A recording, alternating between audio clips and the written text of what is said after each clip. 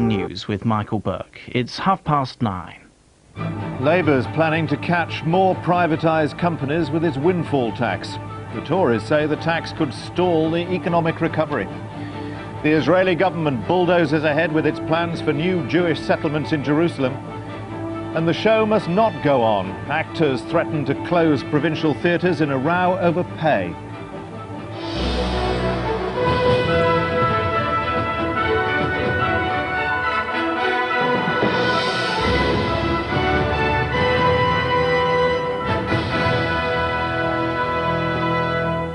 Good evening. On the first full day of the election campaign, more details have been emerging about Labour's plans for a windfall tax on the privatised utilities.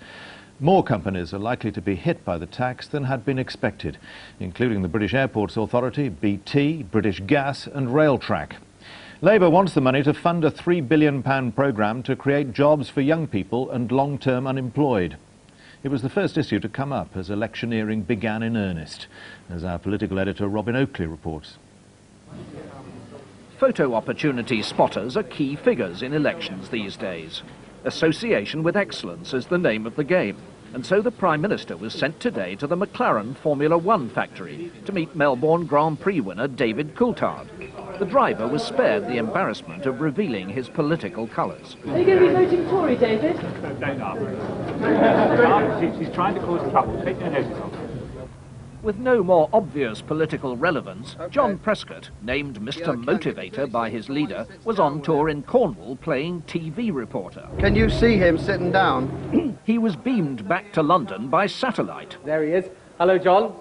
But Mr. Blair's unlikely ever to get to eat the pasty over whose presentation Mr. Prescott presided. Tomorrow, a pizza for the Italian vote? It was Labour, though, who introduced the policy element, repackaging their proposals to get 250,000 young people off the dole, with the proceeds of a windfall tax on privatised utilities. The Shadow Chancellor promised a new cabinet post to tackle unemployment and a business leader to head a task force, but he wouldn't list the companies which would have to pay the tax. I don't think you would expect a Shadow Chancellor to go through company by company. That is not the legislation. The legislation will be non-discriminatory. It is utilities that are regulated and licensed by statute, and I think those utilities know themselves that that is the position. In huddles afterwards, aides said they couldn't issue a list for legal reasons, but it became clear it would include, along with gas, water and electricity companies such as British Telecom and Railtrack. At a Tory press conference, Kenneth Clarke hailed his government's record on inflation and interest rates and attacked Labour's plans. The windfall tax, which as I understand it is due to raise either £3 billion or £5 billion out of key British industries, is a serious threat to our continued recovery. There's no getting away from the fact that it loads a new cost onto gas, electricity, water, telephone, things which are quite critical to household bills and family bills in this country. The Liberal Democrats leader, Paddy Ashdown, said Labour were now so close to the Tories on many issues they didn't offer a choice but an echo. His campaign team said he wouldn't rush through shopping centres patting people, but would stop and listen. We'll be concentrating not on the negative attacks. We won't take part in that. If we're attacked, we'll respond. But we will concentrate on putting across the messages that we think the country wants to hear about what we are going to do. The election atmosphere was also heating up the Commons this afternoon, where the Speaker intervened to chivvy Liberal Democrat Simon Hughes. Mr. Hughes, spit it out, come on! His allegation was that Mr. Major had launched the record-length election campaign to prevent the appearance of a report into sleaze allegations, centring on claims that Tory MP Neil Hamilton had taken cash for asking parliamentary questions. Mr. Ashdown and Labour have tonight taken up the claims that Parliament's being dissolved especially early to make sure there's no time for the Privileges Committee to consider an imminent report from Sir Gordon Downey, the Parliamentary Commissioner for Standards. The government denies such allegations, pointing out that Mr. Major had long indicated his desire for a marathon campaign, but the row will inject new bite into the early election skirmishes. Robin Oakley, BBC News, Westminster. The Shadow Chancellor said the windfall tax would help Labour put thousands of people back in work. He said today's Select Committee report criticising price controls in the privatised gas and electricity industries justified his targeting of excessive profits in the former public utilities. Shares in at least one privatised company that had been hoping to escape the tax fell sharply. British Airports Authority, which operates Heathrow and Gatwick airports, today found itself at the centre of Labour's tax plans. Indications from Gordon Brown's office that it would be considered as a target for the windfall tax sent its share price tumbling. The company was not amused. BAA is not a utility, has never been a utility, never had excess profits, and invested heavily in national infrastructure. So we believe when they actually look at the criteria they're going to apply, that it'll be clear it wouldn't be fair to apply it to BAA. The principal targets of Labour's windfall tax plans are well known. They include the regional water and electricity companies and British Gas, now split in two. British Telecom and the electricity generating companies have been more doubtful. But until now, BAA and Railtrack, also mentioned today in Labour briefings, have been outside bets.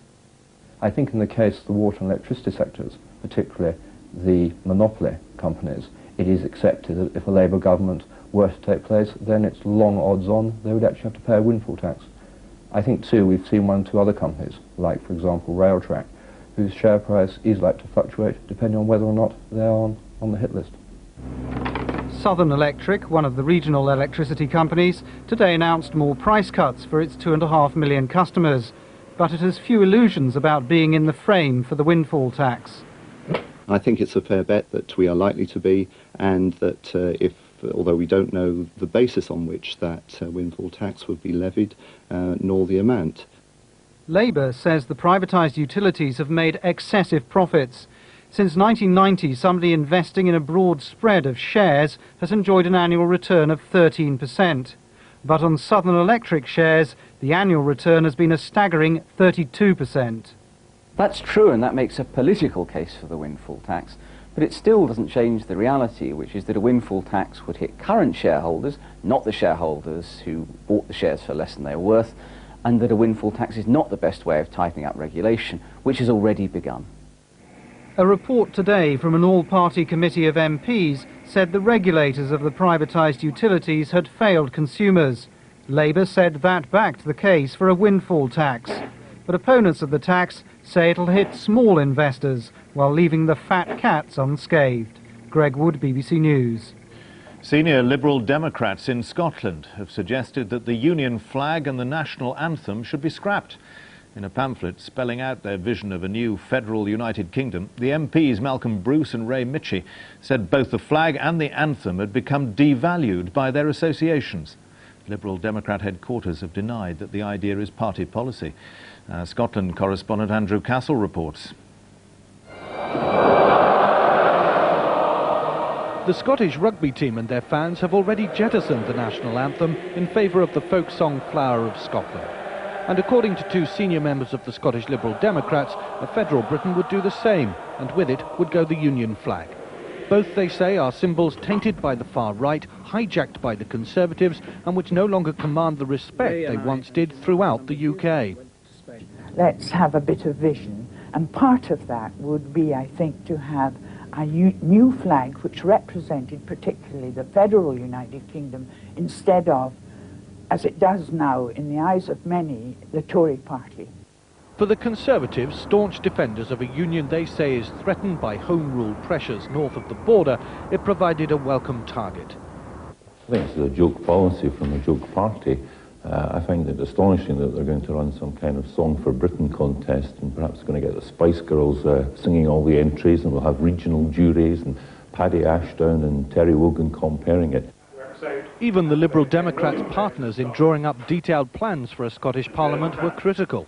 I think this is a distraction from the main argument. We are going to put across throughout this election our strong arguments for a devolved Scottish Parliament within the United Kingdom. The SNP, campaigning for independence for Scotland within Europe, were dismissive. Scotland has a flag, it's called the Saltire, and we've got several national anthems, among them Scots Wahey and Flower of Scotland. So I think Scotland will settle with the anthem and the flags we've got, as opposed to this harebrained Liberal plan. There is concern among Liberal Democrats in Scotland that the controversy generated by the remarks has deflected attention from the party's detailed policy on federalism. And this evening, their leader, Jim Wallace, issued a statement disowning the comments of his own MPs, They were, he stressed, their personal views and did not represent party policy.